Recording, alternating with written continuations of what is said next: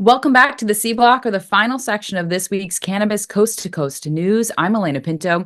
It's not easy being in the cannabis industry. State regulations, rules, taxes, and the inability to do traditional banking are unfair and prejudicial. The 280E clause of the tax code cripples more companies and disallows cannabis businesses from writing off traditional business expenses that every other industry enjoys to operate. The federal government has used delaying tactics to stop any reform measures put forth by past administrations. And no one knows what the Republican control of Congress, led by incoming President Donald Trump, might do. Many of the existing and surviving cannabis companies are treading water while their debts continue to climb. And now billions of dollars of debt financing are coming due in 2026. And with no traditional ways to refinance that debt, the industry will have another challenge on their hands, no matter what happens at the federal level. On another note, the CEO of High Times, Levin, will plead guilty of fraud at a U.S. court on Friday, January 17th in L.A. Levin paid an investment newsletter analyst for a favorable review without disclosing that the analyst was being compensated by High Times. He could face as much as 5 years in jail, but a plea deal might keep him out. This is the danger of taking a company in a high-risk venture public because every move you make is to be according to the SEC guidelines. But needless to say, the public world of cannabis is still pretty volatile. And after the DEA judge Mulrooney postponed the last scheduled hearings on rescheduling, this week was not a good one for cannabis stocks. Here's our man who is high on Wall Street, Doug Miller. I'm Doug Miller from High on Wall Street with this week's Cannabis Stock Report for Cannabis Coast to Coast News. LeafFly Holdings shares will be delisted from the NASDAQ stock market on January 17th after the exchange's hearings panel determined the company didn't earn the required minimum $500,000 in net income from operations. It will now trade on the OTC Pink Open Market, and that's a big switch from the NASDAQ. And the marijuana rescheduling process is paused indefinitely after the judge canceled the hearing. DEA Chief Administrative Law Judge John Mulrooney II issued a ruling that included the cancellation of a hearing scheduled on January 21st.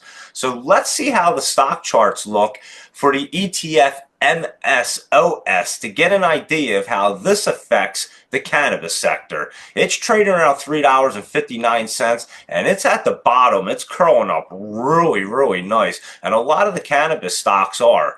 I think we're seeing the market get excited for Trump, and I believe he will do something great for the cannabis industry.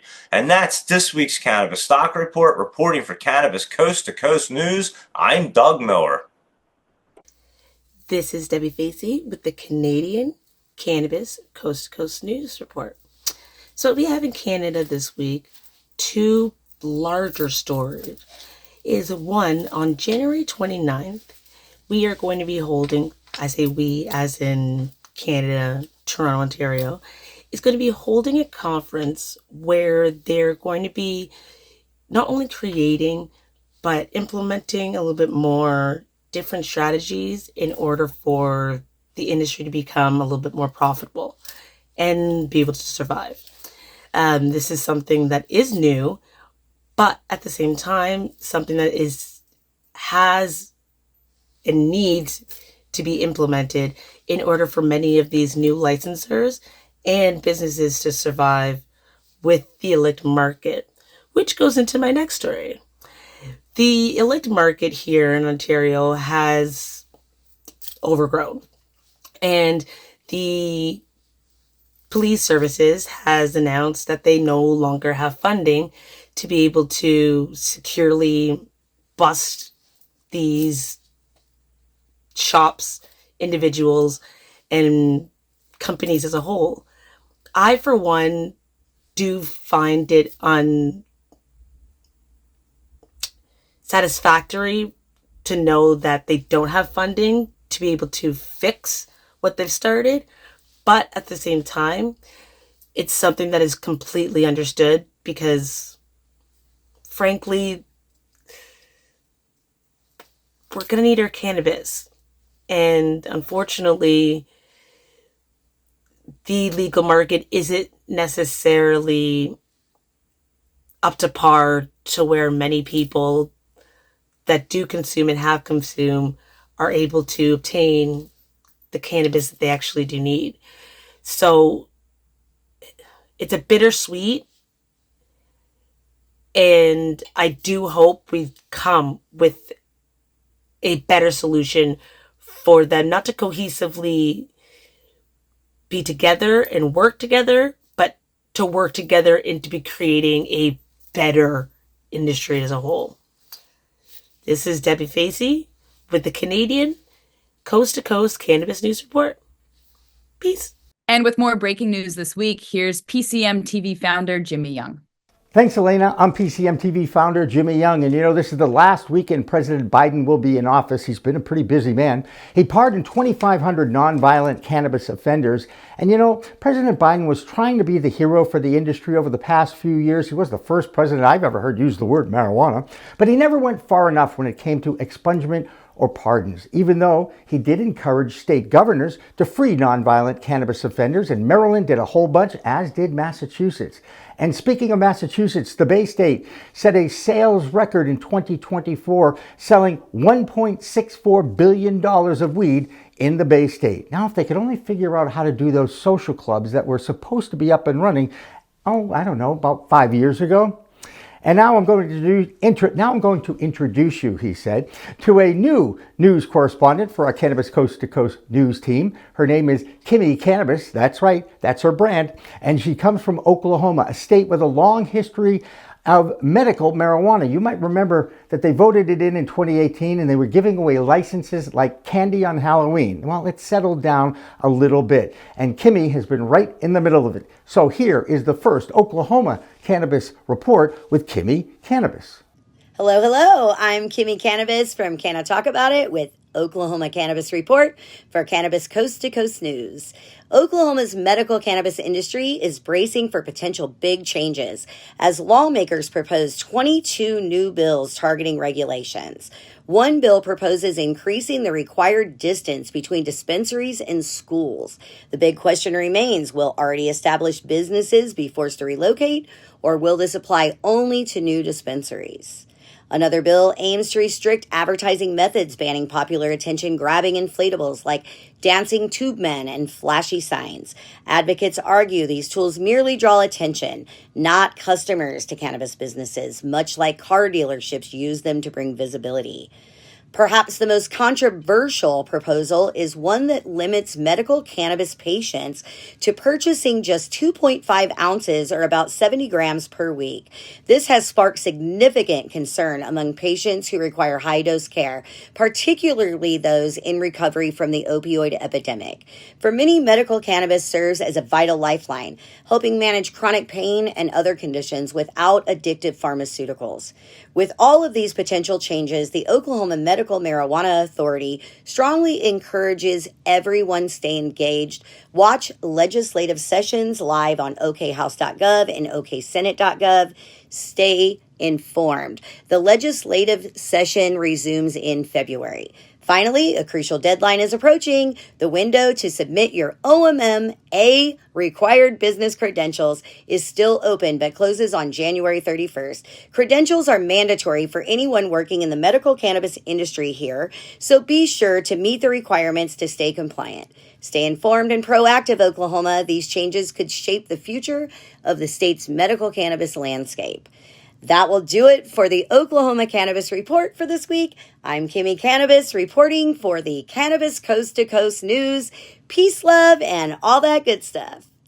Now we will turn our attention to the Midwest. Indiana this week saw some movement towards a legislative change in the cannabis laws in that state. Democrat Rodney Pohl introduced legislation that would create an adult use market and continue to fund research into psilocybin. That is a Republican-controlled state legislature, so prospects for this bill to move forward are uncertain. But the new governor of Indiana, Mike Braun, is encouraging his Congress to move forward with reform, at least on the medical front. Most think he will not veto a bill if it reaches his desk. Right next to Indiana is Illinois, and that's where the Chicago clone guy operates. Here's Mark Allen's report from Illinois. I'm Mark Allen, the Chicago clone guy. This is Bird, reporting from Illinois for the Cannabis Coast to Coast News. Thanks for tuning in. Illinois reported their 2024 cannabis numbers recently, and it was a whopping $2,007,400,000 worth of cannabis sales, and that's both for medical and recreational products. Pretty interesting numbers on there. Another side note is that the state said that the illicit market sold about $750 million worth of cannabis in the state, bringing the total sales to nearly $3 billion of cannabis sales in the state. Another side note, hemp sales for 2023 were $220 million. I'm still trying to find the numbers for 2024. Great news for the expanding Illinois medical marijuana program. They added 4 new ailments to the list that would qualify their patients to get the medical cannabis card, which will allow their patients to get discounted product. They now have a total of about 56 ailments that allow you to get that card. There's 4 more, like I said, but the most notable one that I was gonna, pass up on, I just couldn't resist. It's addressing an issue for mainly women. So women with female orgasmic disorder can now get their Illinois medical cannabis card. Yes, that is now approved for any women with the female orgasmic disorder, which I did not know what that was until just recently, which is about 5 minutes ago. But yes, 56 ailments, including FOD, are now included to get your cannabis card in Illinois. But thanks for tuning in. I'm Mark, the Chicago clone guy. This is Bird, tuning in for Cannabis Coast to Coast News. One thing that is uniquely attributed to cannabis is its pungent smell. Many find it attractive, others find it disgusting, and that includes homeowners who end up adjacent to grow fields.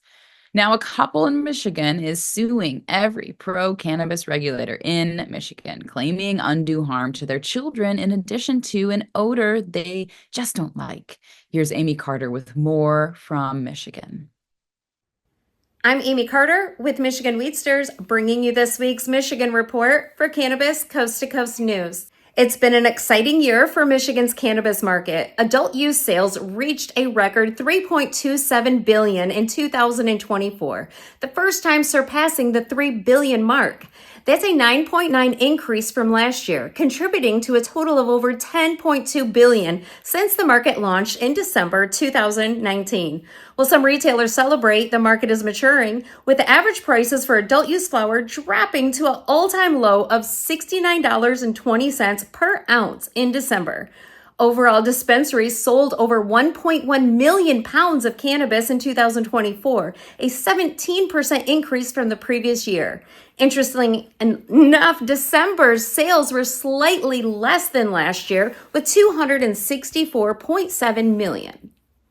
Meanwhile, a West Michigan couple is suing over the smell of marijuana from a neighboring grow farm. James and Carrie Draper allege that the expansion of High Cloud LLC's outdoor grow operation is affecting their home life and impacting their children's health.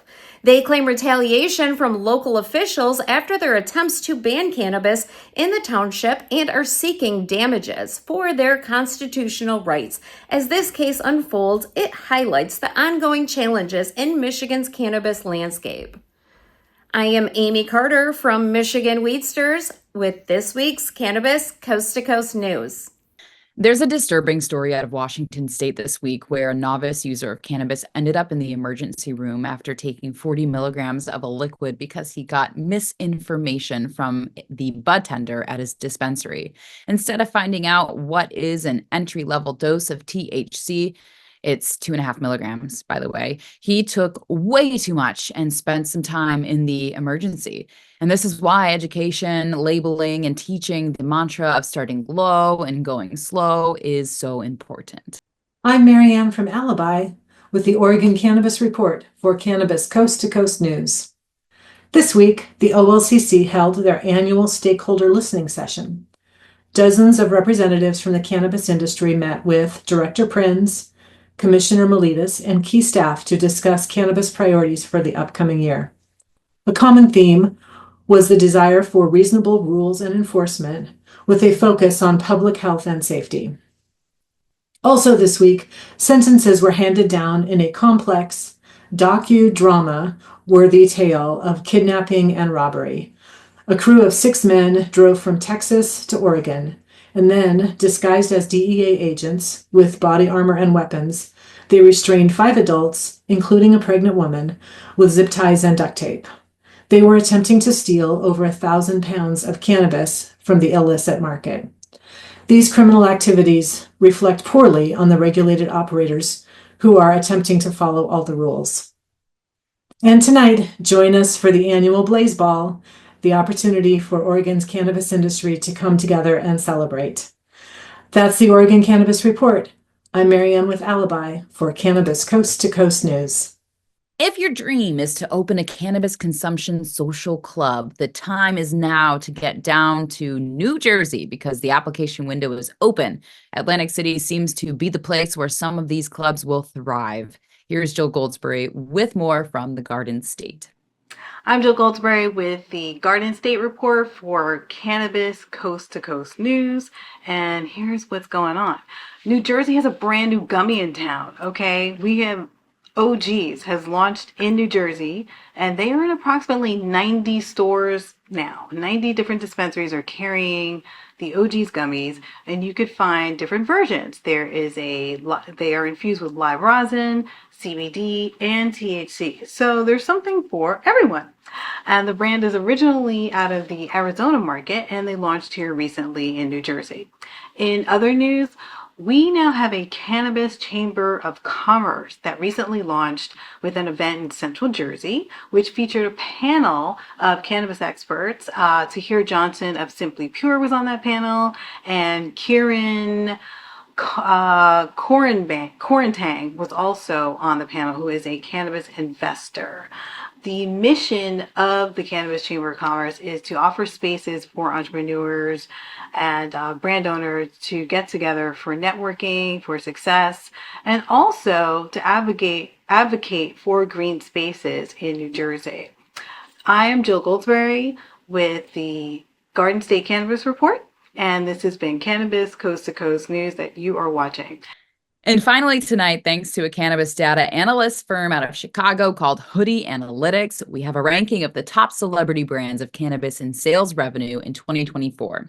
Number 10 is Tikal, the brand of Method Man. Number 9 is 93 Boys. Number 8 is 22 Red. That's Chavo Oda Jeans brand. Number 7 is Jim Belushi's Belushi Farms out of Oregon. Number 6 is Willie Nelson's Reserve Blend. Number 5 is Ice Cube's Caviar Gold brand. Number 4 is Cheech and Chong. Number 3 is Mike Tyson's brand. Number 2 is Garcia, handpicked, named after the late legendary guitarist from the Grateful Dead, Jerry. And the number 1 selling celebrity brand in cannabis, according to Hoodie Analytics, with $50 million sold, is Kahlifa Kush. Cool. That will do it for this week's Cannabis Coast to Coast News. I'm Alaina Pinto. Remember, it's a whole new world of weed out there. Consume responsibly. We'll see you next week. I think I messed up. Did you know there's a place that covers all the cannabis news you need? Welcome to Pro Cannabis Media, your go-to for all things cannabis. PCM is the CNBC of weed, bringing you the latest news and talk shows with a twist.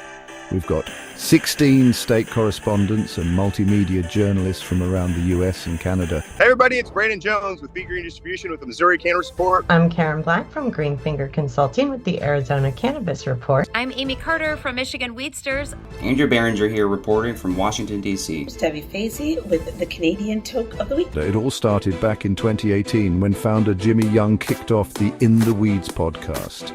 His mission? Documenting the fight to end cannabis prohibition. Fast forward to today and we've got Cannabis Coast to Coast with Alaina Pinto, delivering the nation's only TV-style cannabis news show. Hi, everyone. Welcome to another edition of Cannabis Coast to Coast, PCM TV's weekly roundup of industry news from California to New York. I'm Alaina Pinto. As of August 2024, PCM has racked up over 1.2 million views and 14.5 million impressions on our YouTube channel. With 15,000 subscribers and growing, our reach is spreading like wildfire. PCM's website, YouTube, Rumble, Discord, Roku, Twitch, Spotify, iHeartRadio, Apple Podcasts, and even our very own PCM TV app. Get your cannabis news fix with Pro Cannabis Media. We're here to keep you informed and entertained. Stay tuned and stay lifted.